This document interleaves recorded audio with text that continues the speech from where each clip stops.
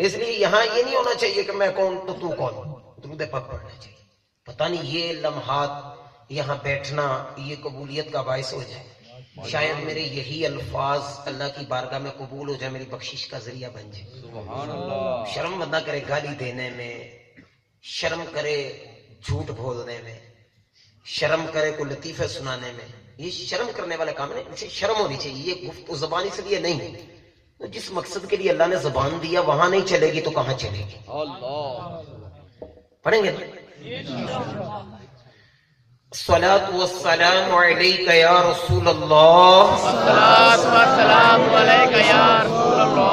آواز ایسی ہونی چاہیے شیطان نہیں بھاگ جائے کہ متروں والی سے بھاگ جائے. ہاں جہاں جہاں آواز اس کے اشکال رسول کی جائے نا، جہاں جہاں آواز شیطان بھاگ جائے وہاں سے. ایسا یا رسول اللہ کی جو نا وہ ترکیب ہونی چاہیے، اور ایسا آقا کی بارگاہ میں اس محبت کے ساتھ درود پاک پڑھا جائے. میرے کہنے پہ صرف نہیں، ٹھیک ہے میں ترغیب دلا رہا ہوں، مجھے تو ثواب ملے گا انشاءاللہ عز و جل، مگر یہ کہ یہ درود پاک پڑھنا ہمارے لیے اجر و ثواب کا باعث ہے. اس لیے ایسی محبت ہو. میں کر کیا رہا ہوں؟ آقا کی بارگاہ میں درود پڑھ رہا ہوں. کیا کر رہا ہوں جی؟ سارے بولے کیا کر رہا ہوں؟ آواز مرد بیٹھے نا، عورتیں تو نہیں بیٹھے، مرد بیٹھے. وَعَلَىٰ آلِكَ وَأَصْحَابِكَ يَا حَبِيبَ اللَّهِ.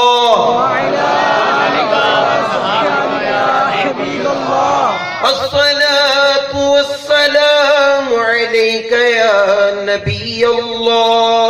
الصلاۃ والسلام علیک یا نبی اللہ. وعلى آلك وأصحابك يا نور الله.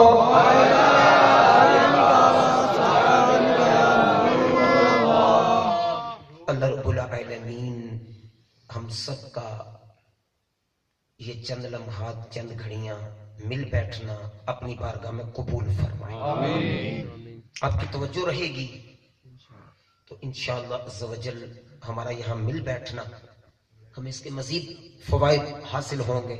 اور یہ یاد رکھیے، غنیمت جانیے مل بیٹھنے کو، غنیمت جانیے مل بیٹھنے کو.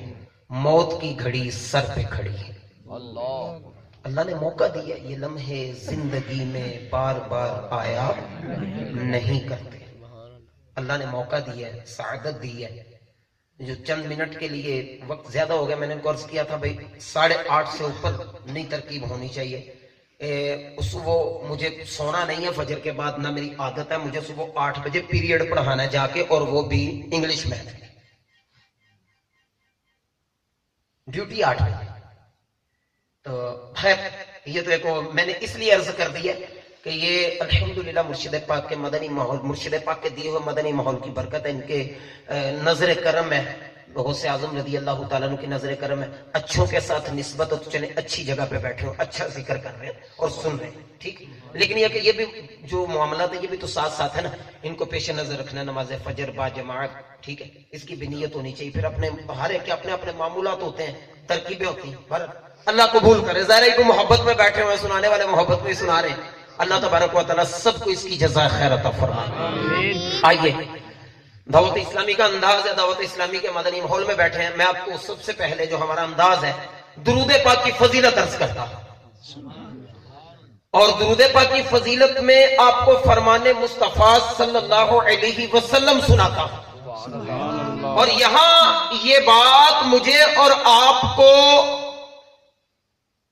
توجہ میں رکھنی چاہیے، اس بات کی طرف توجہ ہونی چاہیے کہ جب آ جائے فرمان مصطفیٰ تو ایک عاشق رسول کے دونوں کان کھڑے ہو جانے چاہیے. ایک نبی کے غلام کے دونوں کان کھڑے ہونے چاہیے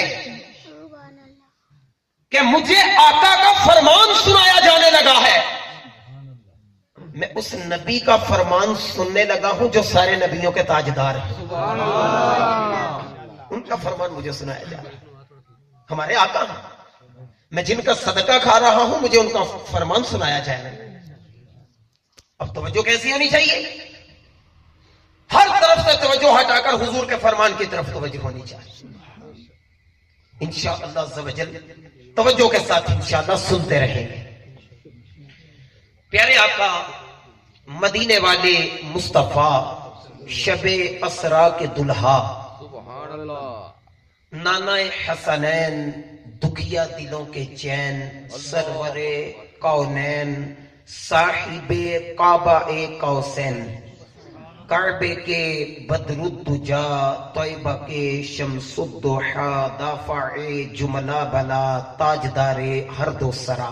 سبحان اللہ. ہم گناہ گاروں کی بگڑی بنانے والے، ہم گناہ گاروں کو بخشوا کر جنت میں بسانے والے آقا نامدار مدنی تاجدار رسولوں کے سالار نبیوں کے سردار با عطائے پروردگار دو جہاں کے مالک و مختار صاحب پسینہ خوشبودار صلی اللہ تعالی علیہ وآلہ وسلم. آپ نے بھی پڑھا ہے کہ نہیں؟ درود پاک پڑھا ہے نا؟ صلی اللہ تعالی علیہ وآلہ وسلم. بعض پڑھتا ہے صلی اللہ علیہ وسلم. تو یہ پڑھنا اپنے پاس رکھیں. آپ میرے آقا کا نام ہے تو صلی اللہ علیہ وسلم نہ کیا کریں. آقا کا نام آئے تو آپ کو درود پاک درست الفاظ میں پڑھنا بھی نہ آئے اللہ. اور نعرے لگائیں عشق رسول کے صلی اللہ علیہ وآلہ وسلم. پڑھیے کیسے پڑھنا مل کے سارے. شرمائیں میرے آپ کو پہلے سارے مل کے پڑھے کیسے پڑھنے. آقا کی بارگاہ میں درود پاک پڑھنا ہے. اس کو سیکھنا ہے. دعوت اسلامی کا مدنی ماحول میں وابستہ ہو جائے. مدنی قافلوں میں سفر کریں، مدنی چینل دیکھیں. کم از کم ہمیں درود پاک صحیح پڑھنا آقا کی بارگاہ میں آئے. اللہ. تو میرے آقا صلی اللہ علیہ وآلہ وسلم آپ ارشاد فرماتے ہیں، بہت پیارا فرمان فرماتے ہیں، قیامت کے روز تم لوگوں میں سے میرے نزدیک اور قریب ترین وہ شخص ہوگا جو دنیا کے اندر مجھ پر کثرت سے درود پڑھنے والا ہو.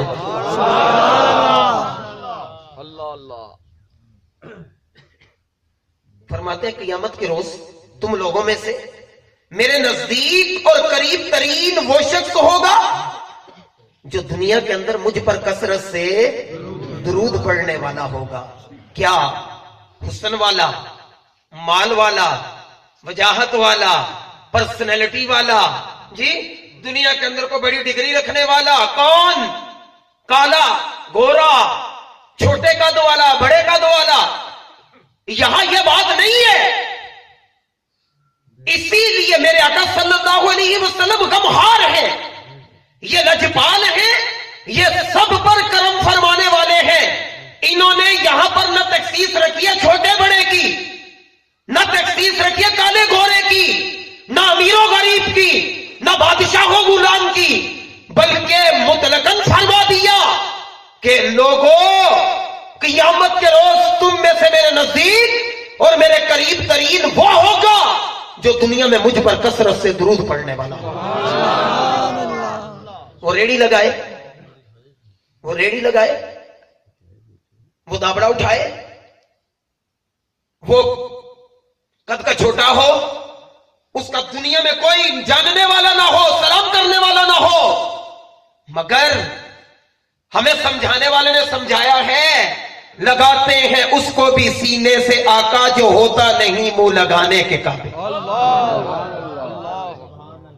یہ سب پر کرم فرمانے والے ہیں.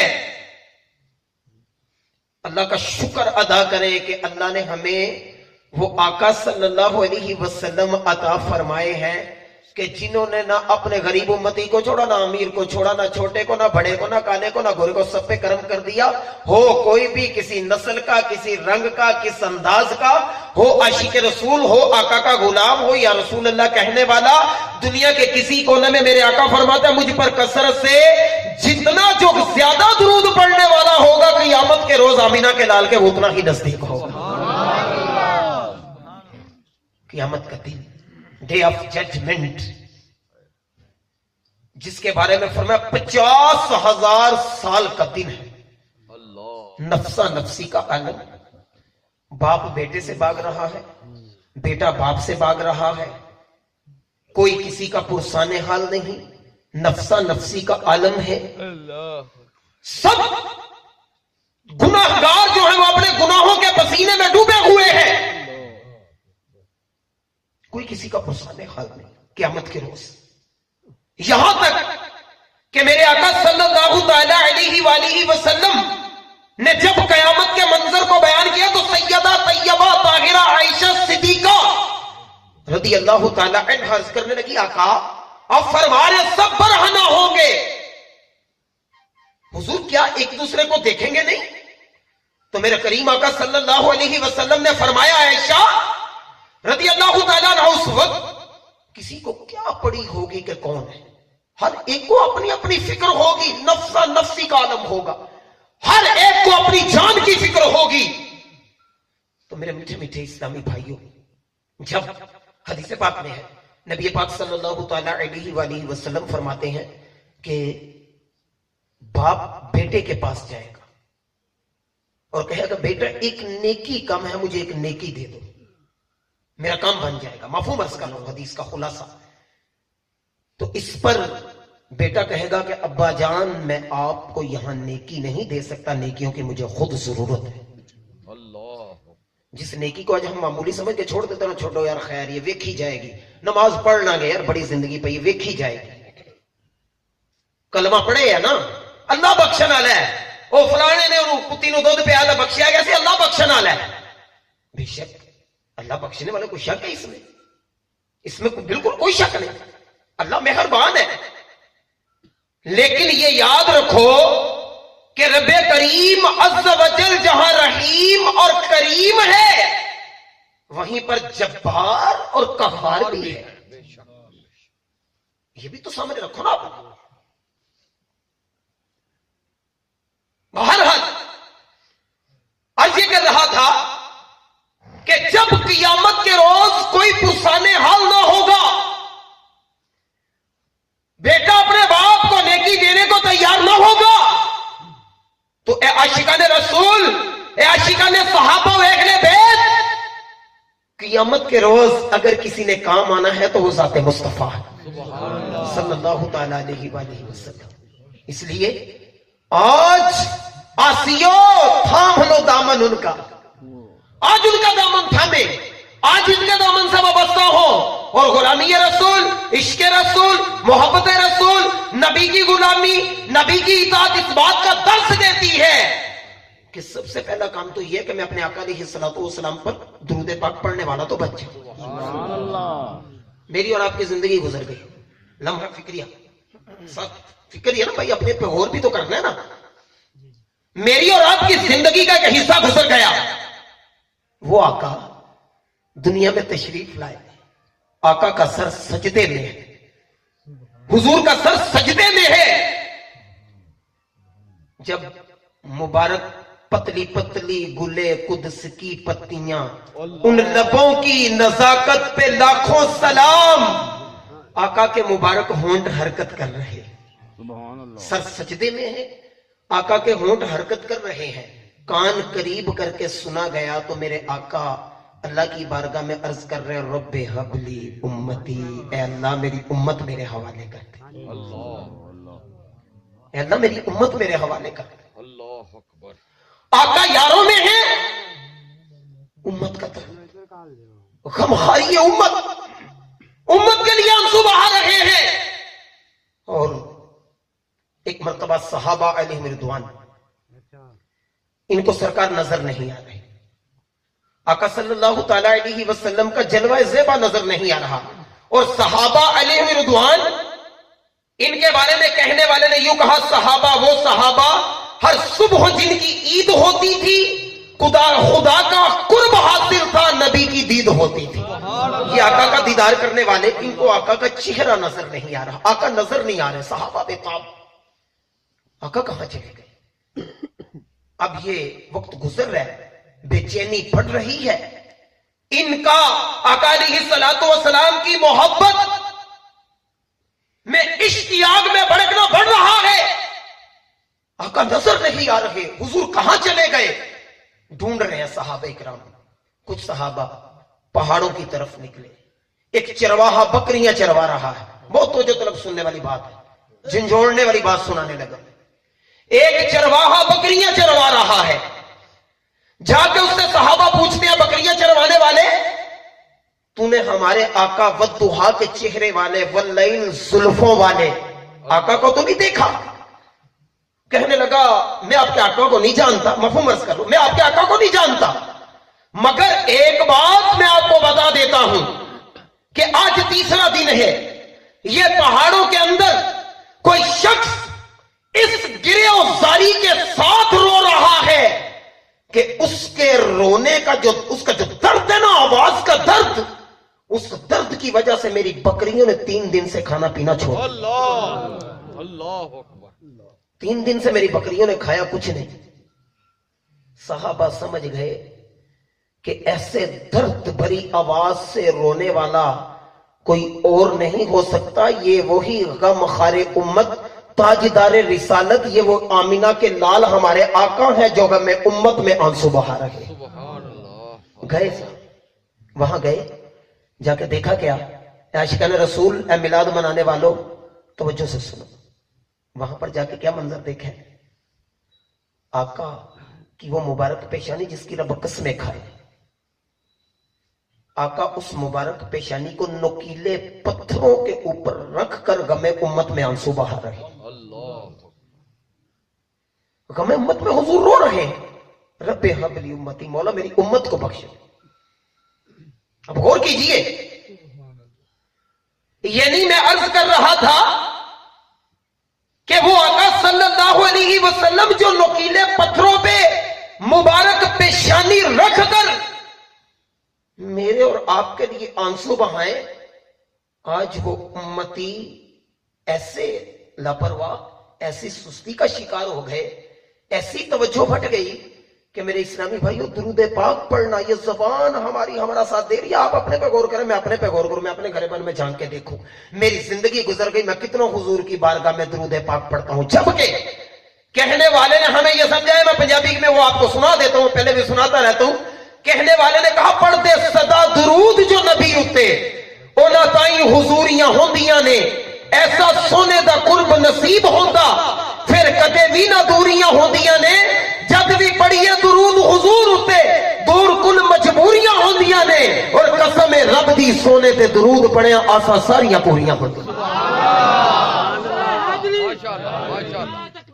اللہ غلام ہے رسول کے غلام ہے, رسول میں بہت بھی قبول ہے. نعرہ تکبیر, اللہ اٹھا کے نعرہ رسالت, یا رسول اللہ, رسالت, یا رسول اللہ, مرشدی, یا نبی, یا نبی. ماشاءاللہ. نیت فرمائے سارے اسلامی بھائی. آقا فرماتے ہیں جو مجھ پر 1 مرتبہ درود پاک پڑھے, رب اس پہ 10 رحمت نازل فرماتا ہے. جو 3 بار صبح 3 مرتبہ شام پڑھے, اللہ پر حق ہے کہ اس کے دن رات کے گناہ معاف فرما دے. جو 10 بار صبح پڑھے, 10 بار شام کو پڑھے, قیامت کے روز میری شفاعت اسے پہنچ کر رہے گی. جو 50 مرتبہ روزانہ پڑھے, قیامت کے روز میں اس سے مصافحہ فرماؤں گا. جو روزانہ 100 مرتبہ پڑھے, رب پیشانی پر لکھ دے گا کہ یہ منافقت اور جہنم کی آگ سے آزاد ہے. جو 1000 مرتبہ روزانہ پڑھے, فرماتے اس وقت تک دنیا سے نہ جائے جب تک جنت میں اپنا گھر نہ دیکھ لے. نیت فرمائے انشاءاللہ کثرت سے آقا کی بارگاہ میں درود پاک. کون سا پڑھنا ہے, کیسے پڑھنا ہے؟ ابھی جو صلی اللہ علیہ وآلہ وسلم, الصلاۃ والسلام علیک یا رسول اللہ صلی اللہ علی محمد صلی اللہ علیہ وسلم. کوئی درود پاک پڑھ لے, درود ابراہیمی بھی پڑھے, مگر وہ صرف درود ہے, وہ صرف درود ہے, اس کے ساتھ سلام بھی پڑھنا ہوگا. ٹھیک ہے, الصلاۃ والسلام علیک یا رسول اللہ, یہ درود اور سلام کا کمبینیشن ہے, مجموعہ ہے. اس میں درود بھی ہے, سلام بھی ہے. یہ بھی پڑھیں, درود ابراہیم بھی پڑھیں, مدنی چینل پہ درود پاک پڑھے جاتے اس کو بھی پڑھیں. ہفتہ واری اجتماع میں 6 درود پاک پڑھائے جاتے ہیں, ان کو بھی پڑھیں. جو آپ کو سیدھا آسان لگتا ہے آپ آسانی سے پڑھ لیتے ہیں, اس درود پاک کو پڑھیں, مگر پڑھیں ضرور. اپنی زبان کو غیبتوں سے بچائیں, چغلیوں سے بچائیں, اپنی زبان کو مسلمانوں کے عیب اچھالنے سے بچائیں, اپنی زبان کو گانے گنگنانے سے بچائیں. عادت بن گئی آج ہماری، جہاں بیٹھے وہاں فضول باتیں، فضول گوئی، ادھر کی ادھر کی ادھر لگائی بجائی میں لگ جاتے ہیں۔ میرے اسلامی بھائیوں، اللہ تبارک و تعالیٰ نے یہ زبان ہمیں فضول گوئی کے لیے نہیں عطا کی، یہ آنکھیں بد نگاہی کے لیے اللہ نے عطا نہیں کی، یہ دل گندی سوچوں کے لیے رب نے نہیں دیا۔ کیوں دیا ہے؟ آئیے اس کو مل کے سنتے اور سناتے ہیں، سمجھتے اور سمجھاتے ہیں کہ اللہ نے آنکھیں، کان اور دل کیوں دی۔ آئیے پڑھتے ہیں سارے شعر کو، آپ کو آتا ہوگا، مل کے پڑھتے ہیں۔ کہنے والے نے کہا دل یاد لئی بنایا اے تعریف لئی زبان، دل یاد لئی بنایا، مل کے پڑھے سارے،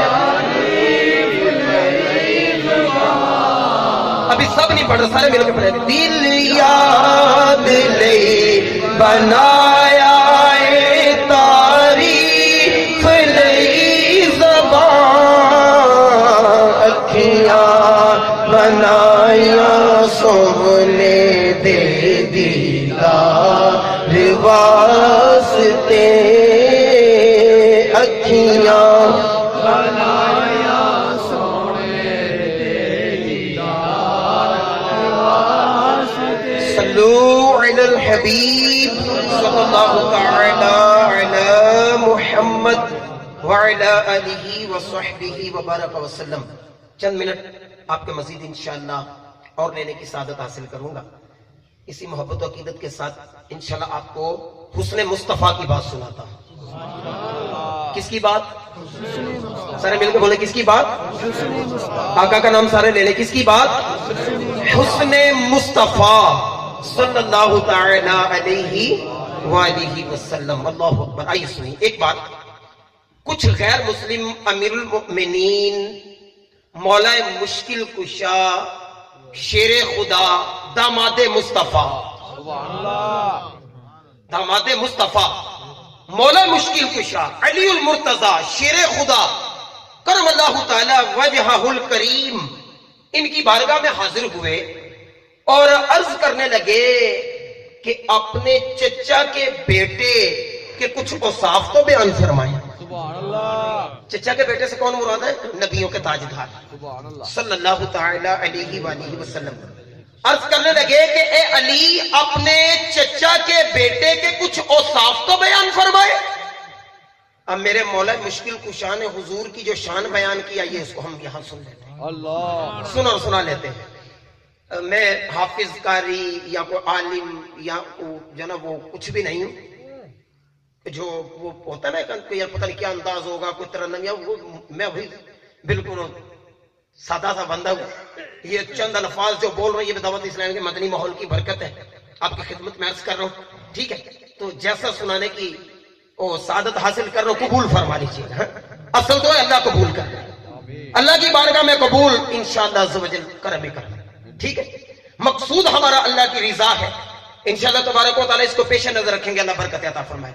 مولا علی کی بارگاہ میں کافروں نے عرض کی کہ اپنے چچا کے بیٹے کے اوصاف بیان فرمائے، تو مولا مشکل کشا رضی اللہ تعالی عنہ نے فرمایا رسول اللہ صلی اللہ علیہ وسلم نہ تو بہت زیادہ دراز قد تھے اور نہ ہی بالکل پست قد، یعنی حضور کا قد بہت بڑا بھی نہیں تھا اور بہت چھوٹا بھی نہیں تھا، درمیانے قد سے کچھ زیادہ بڑا قد تھا، لیکن یہ معجزہ مصطفیٰ ہے۔ مولا علی فرماتے ہیں حضور چلتے تو سب میں نمایاں ہوتے اور جب صحابہ میں بیٹھے ہوتے تو پھر بھی سب میں نمایاں ہوتے۔ شان مصطفیٰ نا بھائی، امتیازی شان ہے میرے آقا کی، یہ امتیازی شان ہے میرے آقا کی۔ قد نہ بڑا ہے نہ چھوٹا ہے، درمیانے سے کچھ بڑا ہے۔ مولا علی کی بات سنا رہا ہوں، مفہوم خلاصہ۔ لیکن آپ فرماتے ہیں جب چلتے تو آقا سب میں نمایاں، اور جب بیٹھے ہوتے تو میرے آقا پھر بھی سب میں نمایاں۔ مزید سنیے کیا فرماتے ہیں، اللہ اکبر۔ فرماتے ہیں رنگ مبارک سفید تھا جس میں سرخی کی آمیزش تھی، مبارک زلفیں بہت زیادہ گنگریالی نہ تھیں بلکہ کچھ خمدار تھیں۔ آقا کی کیا تھی؟ زلفیں. کیا تھی؟ بولنے سارے کیا تھی؟ مولا علی فرما رہے, میں اپنی بات نہیں آپ کو سنا رہا, مولا علی کی بات سنا رہا. مولا علی فرماتے ہیں کہ میرے آقا علیہ الصلوۃ والسلام کی مبارک زلفیں یہ بہت زیادہ گنگریالی نہیں تھی بلکہ کچھ خمدار تھی. خمدار زلفیں تھی آقا علیہ الصلوۃ والسلام کی. واللیل, علماء نے اس پہ یہ بھی کہا والضحیٰ واللیل. تو یہاں سے یہ بھی علماء نے کہا کہ اللہ تبارک و تعالیٰ نے آقا علیہ الصلوۃ والسلام کی زلفوں کی قسم کھائی. آقا کی زلفوں کی قسم کھائی. تو میرے آقا کی کیا تھی؟ زلفیں. ہماری کیا ہونی چاہیے؟ اللہ توفیق دے. نہ رکھے تو گناہ نہیں, نہ رکھے تو گناہ نہیں ہے, مگر رکھے تو عشق رسول کا اظہار ضرور ہوگا. ہاں, ایک عاشق رسول, غلامی رسول میں موت بھی قبول ہے, غلامی رسول میں زلفیں بھی قبول ہیں. غلامی رسول میں موت بھی قبول ہے, غلامی رسول میں داڑھی بھی قبول ہے. غلامی رسول میں موت بھی قبول ہے, غلامی رسول میں نماز بھی قبول ہے. غلامی رسول میں موت بھی قبول ہے, غلامی رسول میں حیا بھی قبول ہے. غلامی رسول میں موت بھی قبول ہے, غلامی رسول میں سچ بولنا بھی قبول ہے. غلامی رسول میں موت